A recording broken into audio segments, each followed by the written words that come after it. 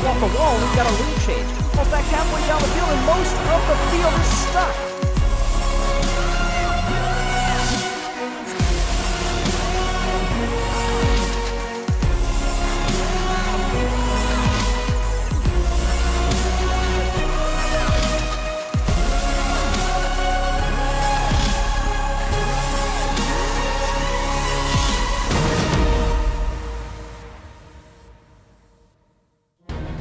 You would be remiss for thinking that at this point of the season, it's perhaps already a two-marble race here in Season 2 of Marbula One, sponsored by Cosmocrats. However, even though there is that big gap back between Crazy Cat's Eyes and Team Momo and then way back to the Bumblebees, one race victory is worth 25 points, and that can really get your season back on track.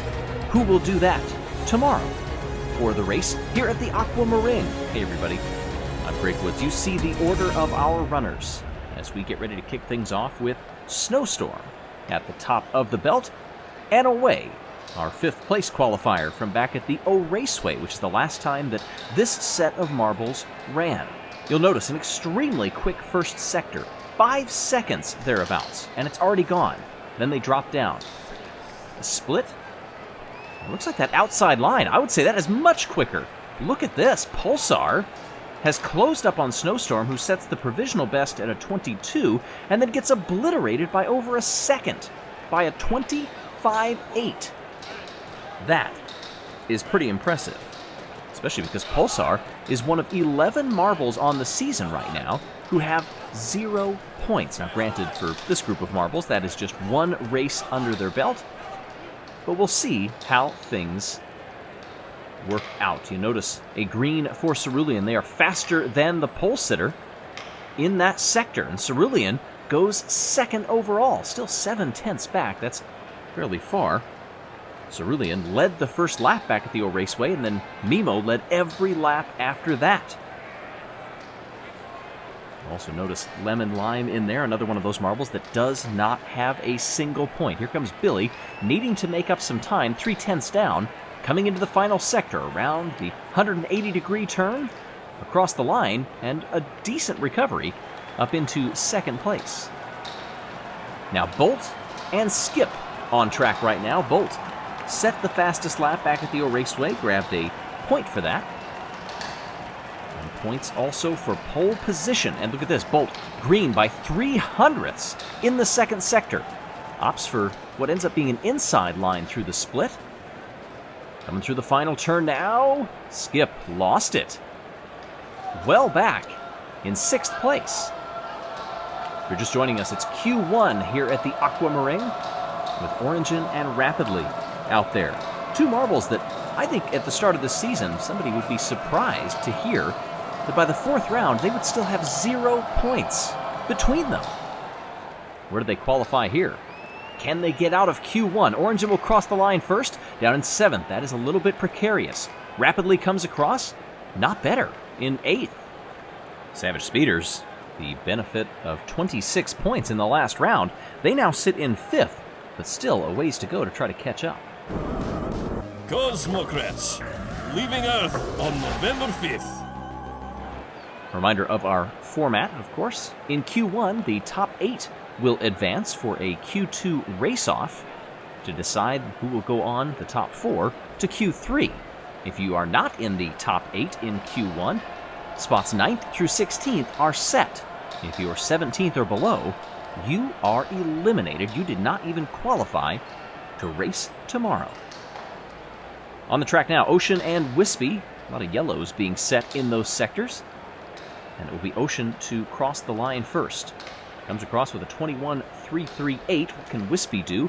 21.742. Not ideal for where they would like to be.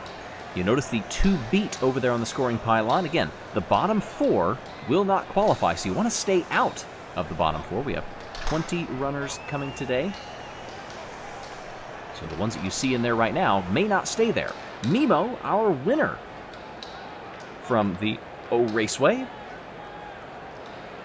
Not a great qualifying for Mimo in 6th. And now Honey and Ruzzy are out on the track here in Q1.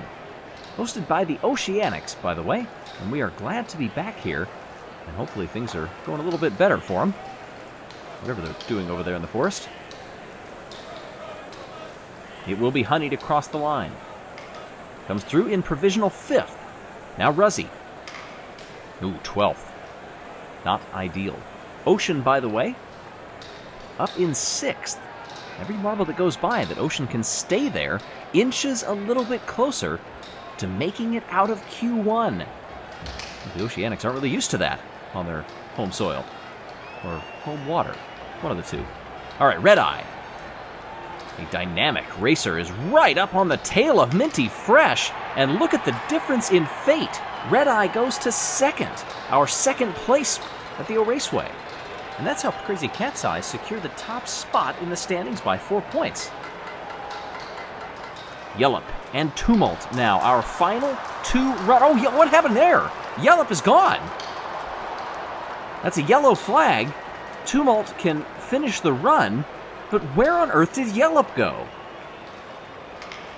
And Tumult had to be a little bit rattled by that. Will not make it out of Q1. Yellup will not qualify and will be stuck somewhere off the track, I believe.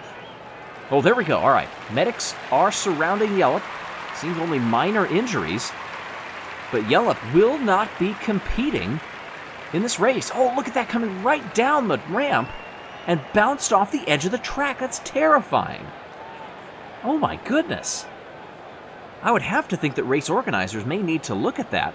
They've got to wait for a track repair or something, because that is dangerous. Okay, there we go. An extra barrier is being added after the speed boost to keep the marble safe. That was a scary incident. Hopefully Yellup will be back at some point, but that could have been disastrous. So Rima, Snowstorm, and Minty Fresh do not qualify. The difficulties of the Minty Maniacs continue.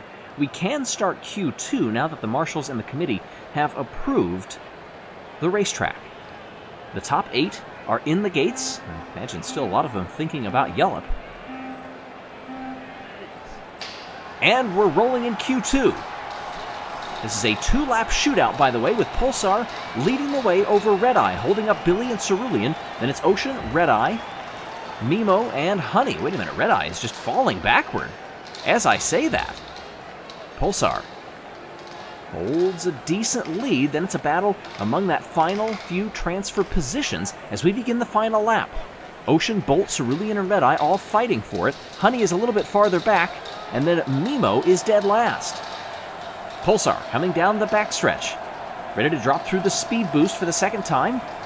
Navigates it safely through the chicane at the end of the backstretch into the final sector. Pulsar will move on by a mile, but who's next? It'll be Ocean, Billy, and Bolt, just barely getting ahead of Cerulean and Red Eye. So spots 5 through 8 are set here at the Aquamaring, and we get ready for the race for pole. Also a 2-lap shootout between the top 4. Marbles in the gate. Mine's clear. Bit of a hold here. And we're off for pole.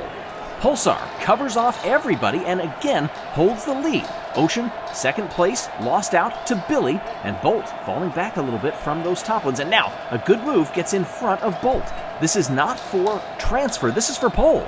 Billy gets a major boost of speed down the backstretch through the chicane and takes the lead narrowly over Ocean. They'll be side by side as they come up the belt to start the final lap. And Ocean gets the better launch. The Aquamaring erupts with half a lap to go.